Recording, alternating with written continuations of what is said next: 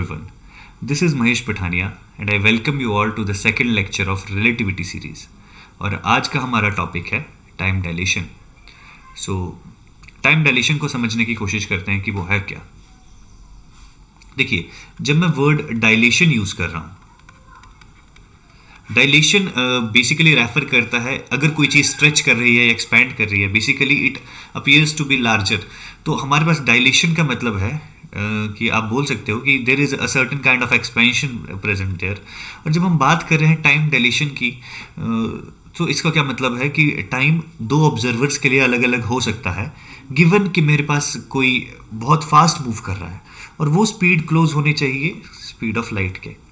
So this is the basic idea, this is a rough idea. Let's move to the main deal. हम main topic की तरफ move करते हैं. And ये समझने के लिए हम क्या करेंगे, विल टेक एन एग्जाम्पल. हम एक बस का एग्जाम्पल लेते हैं. विल टेक अ बस जो कि रेस्ट में है. तो मान लीजिए ये एक बस है एंड जो आपको दिख रहा है it is basically its top view. तो ये टॉप व्यू है बस का, मान लीजिए. So it is something like this. ये टॉप व्यू है बस का. एंड मान लीजिए हमारे पास इस बस में there are two friends. So let's say इस फ्रेंड का नाम है अल्फा और यहाँ पर एक और फ्रेंड है, इसका नाम है beta. Let's just name them alpha and beta. And let's से इनका एक और फ्रेंड है जो बाहर से इन्हें ऑब्जर्व कर रहा है, and let's name him gamma. ठीक. तो अब अल्फा अब हमारे पास अल्फा क्या चाहता है, वो बीटा तक जाना चाहता है, अपने फ्रेंड के पास बैठना चाहता है जाके.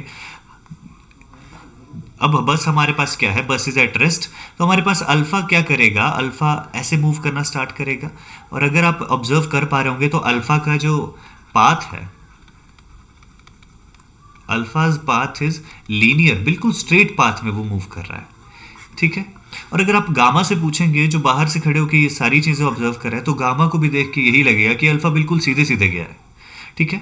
Now let's change this situation a little. अब हम सिचुएशन को थोड़ा चेंज करने वाले हैं. अब हमारे पास हम ये मान के चलेंगे कि जो बस है, bus is moving with a uniform velocity. So अब बस एक यूनिफॉर्म वेलोसिटी के साथ मूव कर रही है. ठीक है. तो this bus will move in this direction with a certain velocity v. And let's say after some time, और आफ्टर सम टाइम क्या होता है कि अल्फा और बीटा एक दूसरे के पास पहुंच जाते हैं. So let's draw this again. ये बस की न्यू पोजीशन है. This is the new position. और मान लीजिए जब बस यहाँ पहुंची थी तब अल्फा और बीटा यहाँ पर एक साथ आ जाते हैं. ये दोनों एक साथ आके, this is alpha and this is beta. So हुआ क्या, बस ने मूव करना स्टार्ट कर दिया और अल्फा ने यहाँ से मूव करना स्टार्ट कर दिया. और जब बस यहाँ पहुंची थी, ये बस की फाइनल पोजीशन है. And this was the initial position. तो जब बस अपनी फाइनल पोजीशन पर पहुंची तब क्या हुआ, अल्फा और बीटा एक साथ आ गए. ठीक है. अगर आप अल्फा से क्वेश्चन करेंगे जाके और अल्फा से पूछेंगे कि भाई तुमने कैसा पाथ ट्रेवल किया, तो अल्फा विल से मैंने तो स्ट्रेट पाथ ट्रेवल किया है. And according to him it's not wrong.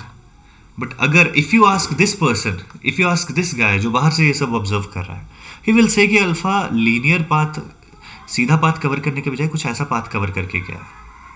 And if you really think about it, he is not wrong. जो पाथ एक्चुअल में फॉलो हुआ है, अल्फा कुछ ऐसे पाथ में गया है.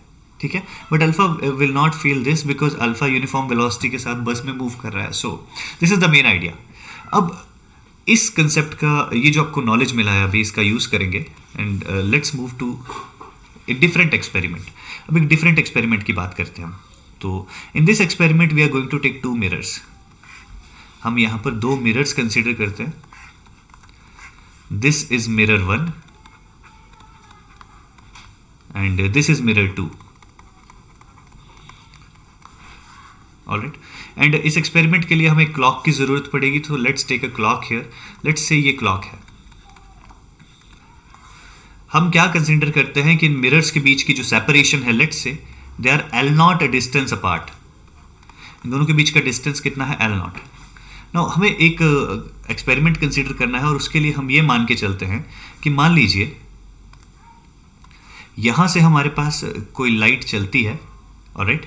लाइट यहाँ से मूव करना स्टार्ट करती है और वो यहाँ इस मिरर पे आएगी तो क्या होगा, obviously it is going to suffer reflection, और रिफ्लेक्शन के बाद ये वापस यहाँ पर पहुँचेगी। तो आप मान सकते हो कि लाइट का मिरर 1 से चल के मिरर 1 पे वापस आ जाना, that is 1 cycle. So basically this clock is capable of measuring that time, और ये क्लॉक मेजर करती है कि कितना टाइम लगा। ऑलराइट, ठीक है। एंड अगर आप ध्यान से देखें तो डिस्टेंस कितना कवर होगा एक साइकिल में, distance covered in 1 complete cycle कितना है, एक बार यहाँ से यहाँ तक एल नॉट और वापस आएगी तो ट्वाइस एल नॉट, मतलब 2 गुना। ऑलराइट, और अगर आपको पता है तो स्पीड ऑफ लाइट भी, आपको स्पीड की बात करेंगे, दिस इज लाइट ऑब्वियसली, तो लाइट की स्पीड c होती है, दैट इज 3 × 10⁸ मीटर्स पर सेकेंड। राइट, ठीक है। अगर आपसे कोई पूछा जाए कि कितना टाइम इलैप्स होगा इसमें, you know speed is nothing but distance covered upon time taken. So basically अगर मैं ये मान लेता हूँ यहाँ पे कि T not time for 1 cycle है, तो आप इस फार्मूला का यूज़ करके, let me put it in square brackets, let me put it in a box, इस फार्मूला का यूज़ करके वो टाइम निकाल सकते हो। सो हमारे पास टाइम क्या आने वाला है, time is going to be distance upon speed, और यहाँ पर time I have taken time to be T naught, जो टोटल डिस्टेंस कवर्ड है it is twice L naught, twice the separation, और स्पीड ये है। So this is our main first equation, let's name it first. Alright, ठीक है। Now यहाँ पर भी हम कुछ सिमिलर वही चीज़ करने वाले हैं जो हमने पीछे बस के साथ किया था। What we are going to do is, हम क्या करेंगे, लेट्स इमेजिन कि ये पूरा का पूरा ऑपरेटर्स क्या कर रहा है, it is moving with a certain velocity v। Alright, so इस पूरे ऑपरेटर्स को हमने क्या इमेजिन करना है कि किसी v वेलोसिटी के साथ मूव कर रहा है। So let's take this experiment, let's draw it again. Let's say ये हमारा मिरर 1 है, एंड लेट्स से ये हमारा मिरर 2 है, और यहाँ पर वी हैव अ क्लॉक, और ये पूरा के पूरा operators, this whole operators is moving with a velocity v in this direction towards the right direction, इस तरफ मूव कर रहा है। ठीक है, अब हम ये मान के चलते हैं कि लाइट यहाँ पर एक साइकिल के लिए टाइम t लेती है। सो लेट्स जस्ट से कि टाइम टेकन फॉर 1 साइकिल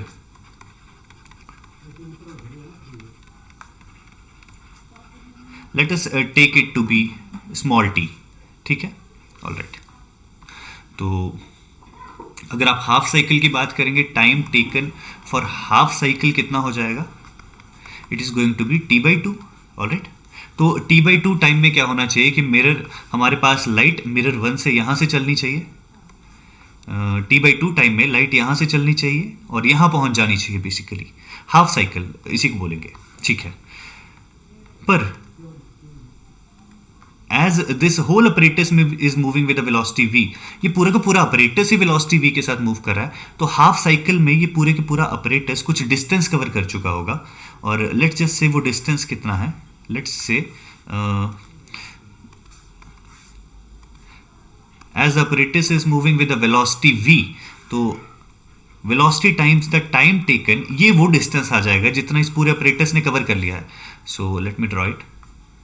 तो वो ऑपरेटस इस नई पोजीशन पर आ चुका होगा, लाइक हियर, यहां पर पहुंच चुका होगा। अब आपको वही चीज करनी है जो हमने बस के साथ इमेजिन की थी। अब हुआ तो यह है कि मिरर 1 से मिरर 2 तक लाइट पहुंची है, बट अब जो लाइट ने पाथ ट्रेवल किया है, इट इज लाइक दिस, कुछ ऐसा पाथ कवर किया है।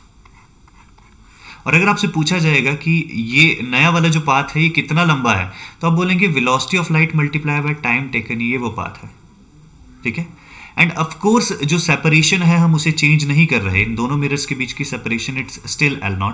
तो अब यहाँ पर हमारे पास जो मैथमेटिक्स है इट्स क्वाइट सिंपल, हम यहाँ पर पाइथागोरस थ्योरम अप्लाई करने वाले हैं। So let me make some space for this. अब पाइथागोरस थ्योरम अप्लाई करते हैं, तो यहाँ पर देखिए हाइपोटेन्यूज का square equals base squared plus perpendicular squared. ठीक है।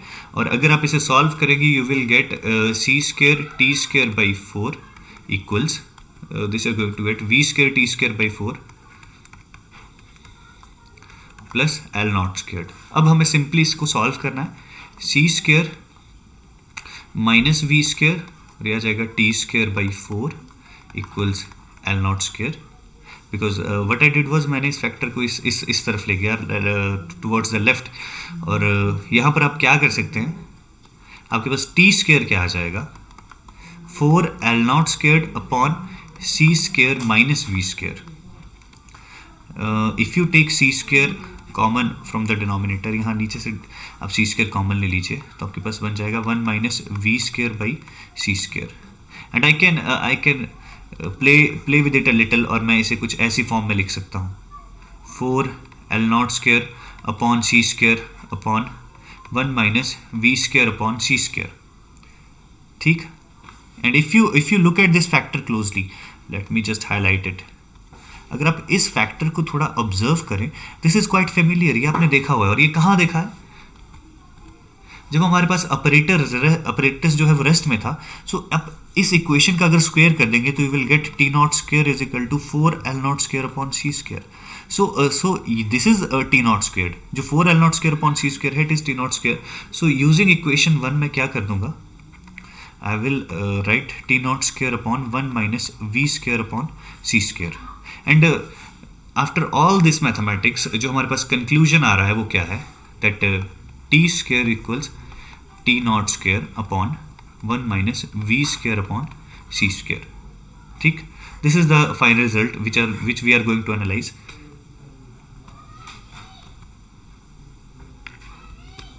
सो हमारा फाइनल रिजल्ट है T square equals T naught square upon 1 minus we square upon C square.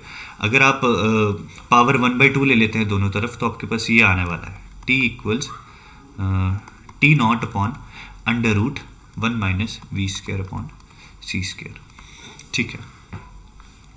अब हम केसेस स्टडी करते हैं और आपको ये समझना है, दिस इज रियली इंपॉर्टेंट। मान लीजिए if the velocity of an object is very very less than velocity of light, तब हमारे पास आप इस नीचे वाले फैक्टर को जरा ऑब्जर्व करें तो जो v अपॉन c है it will approach to 0 because if you divide a very small number with a very large number you're going to get a number approximately equal to 0। अगर ये factor 0 को है तो ये नीचे वाला denominator it will approach to 1 और आपके पास t is equal to T naught होगा। तो डेली लाइफ में जो ऑब्जेक्ट्स होते हैं they move with a velocity very very smaller than velocity of light, तो हमारे पास टाइम जो डायलेट नहीं होता। But let's just take an example of something जो बहुत क्लोज ट्रेवल कर रहा है स्पीड ऑफ लाइट के, something is travelling nearly equal to speed of light. So अगर ऐसा होता है तो this factor V square upon C square it is going to be significant, ये अपना असर दिखाना शुरू करेगा और हमारे पास this factor this whole factor is going to be less than 1। It can not exceed 1 because आपके पास जो वेलोसिटी ऑफ लाइट ऑब्जेक्ट है वो वेलोसिटी ऑफ लाइट के ज़्यादा नहीं जा सकती, ठीक है। And if this number this denominator is going to be less than 1 तो हमारे पास this time is going to be greater than the time in rest frame. तो हमारे पास कोई ऑब्जेक्ट अगर रेस्ट में है तो उसके लिए जो टाइम है उसे बोला जाता है हम उसे बोल सकते हैं टाइम टी नॉट है। और जो हमारे पास ऑब्जर्व्ड टाइम है जब हमारे पास ऑब्जेक्ट लाइट की स्पीड के बहुत क्लोज जा रहा है तो उसके लिए जो टाइम है वो डायलेट हो जाता है, उसकी वैल्यू क्या आ रही है, ज़्यादा आ रही है। So this was the idea behind time dilation and always keep in mind कि जब भी time dilate होता है तो हमारे पास ये equation सामने आती है। And in the next lecture we are going to solve some numericals also. So that's all for today. I hope you have enjoyed this lecture. और जो भी आपके डाउट्स आपकी क्वेरीज या आपके सजेशंस हैं प्लीज़ कमेंट सेक्शन में comments करके ज़रूर बताएं।